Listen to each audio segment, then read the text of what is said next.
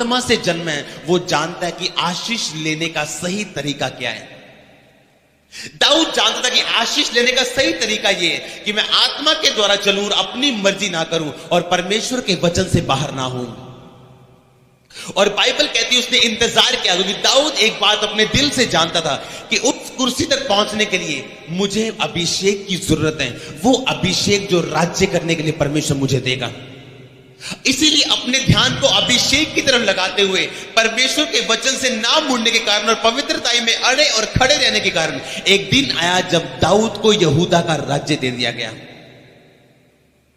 अब इज़राइल का राजा उसने बनना था, लेकिन दाऊद अभी भी जानता था कि ये सब तरक्की और सब आशीषें ये परमेश्वर की ओर से आता है। और तब जब हम लगातार अपने अभिषेक में बढ़ते जाते हैं, आज का वचन बहुत गहरा, आपको ध्यान से समझने की जरूरत है।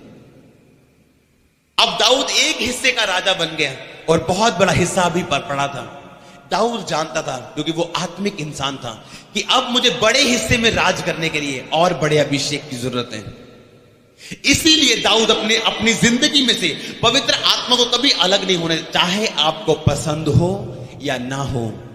जो कुछ वचन कहता है अगर आप पूरा करते हैं तभी आप उस अभिषेक को पा सकते हैं जिसके द्वारा परमेश्वर ने आपको राज्य करने का अनुग्रह देना है। कितनों को समझ आ रही मेरी बात? एक गहरी बात है। आपको ओवरकम करने के लिए, आपको बाहर आने के लिए, ओवरकम का मतलब जीतने के लिए, शैतान के हर वार को के ऊपर टांग रखने के लिए और बाहर आने के लिए आपको अभिषेक की जरूरत है। दाऊद ने पहले गोफन मारा के पहले वचन दिया उसको। बोलो सब कलीसिया बोलो, पहले वचन मारा कि गोफन मारा?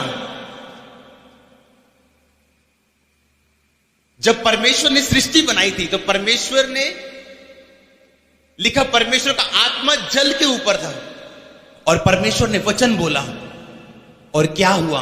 परमेश्वर के मुंह से जो निकला वो हुआ।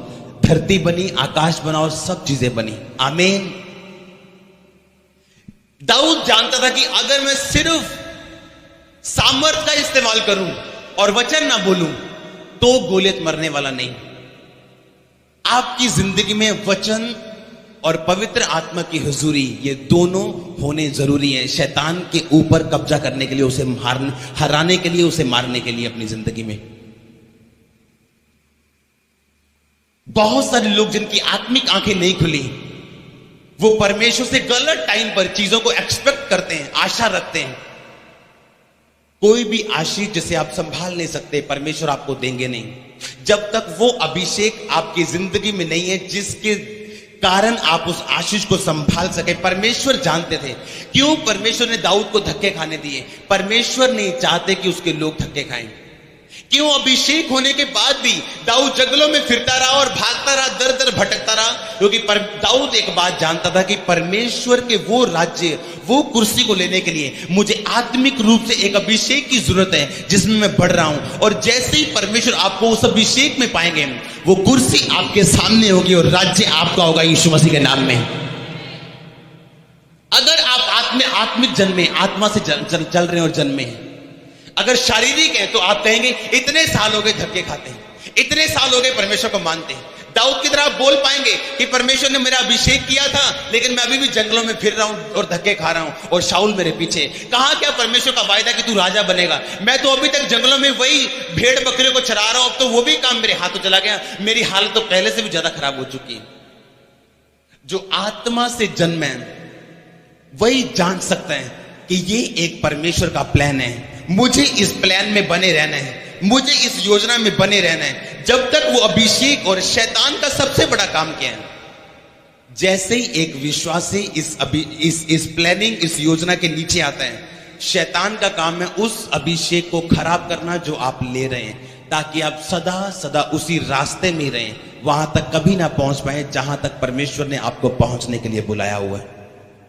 और हो सकता है अपनी गलतियों के कारण एक विश्वासी अपने 4 साल के सफर को अपने 40 साल का सफर बना दे। और मैंने हजारों लोग देखे जिनका सफर 4 साल का था और अब 40 साल का हो चुके हैं।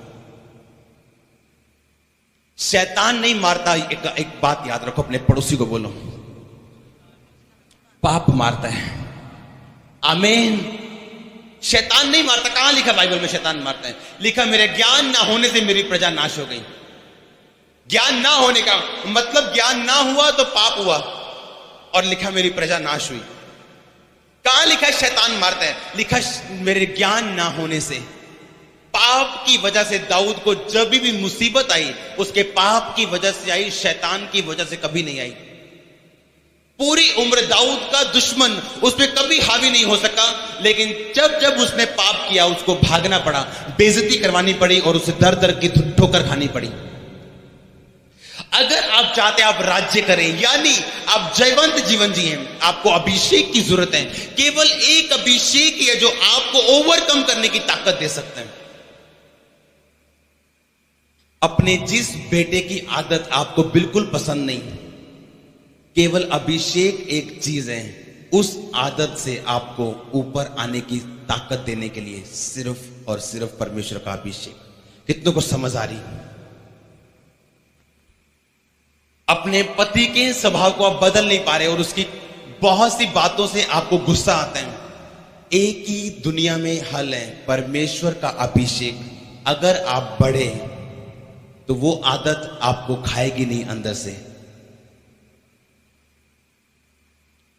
वो चीज इसका हल नहीं आपके पास, एक ही हल है, परमेश्वर के अभिषेक में बढ़ना। जैसे आप बढ़ते जाएंगे आपको समझ आएगी कि अब आप जिंदगी को जी रहे हैं। आत्मा से जन्मा व्यक्ति जानता है मेरी जिंदगी में अगर ये हो रहा है तो क्यों हो रहा है। जब दाऊद ने बेतशेबा के साथ पाप किया और भागा, उसका बेटा विरोधी हो गया।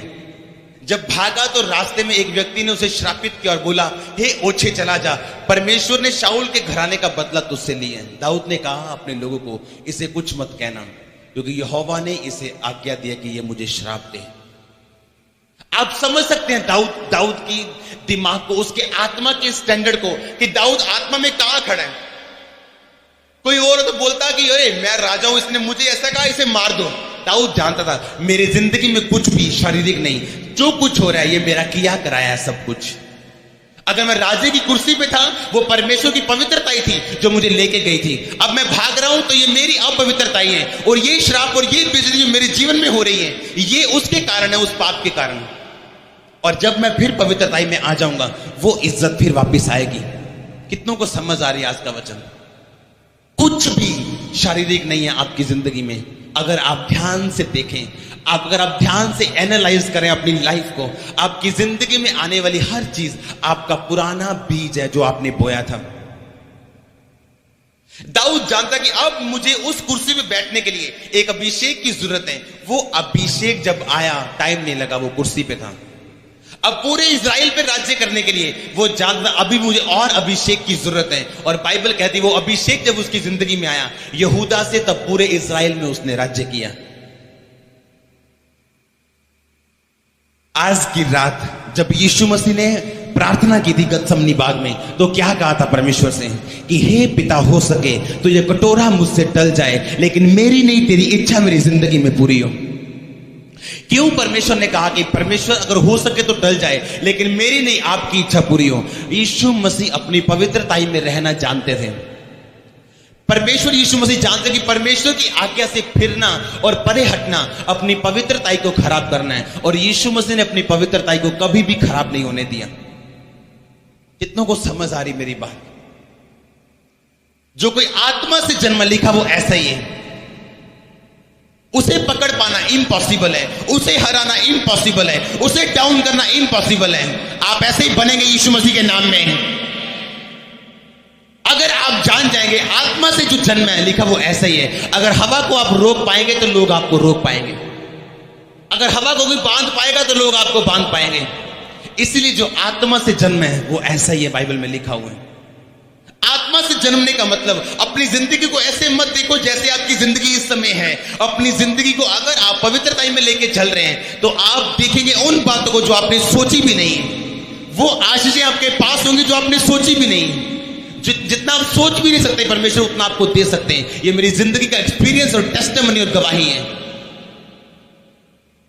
लेकिन आपका एक रोल है, अपने पड़ोसी को बोलो अपने रोल को निभाओ।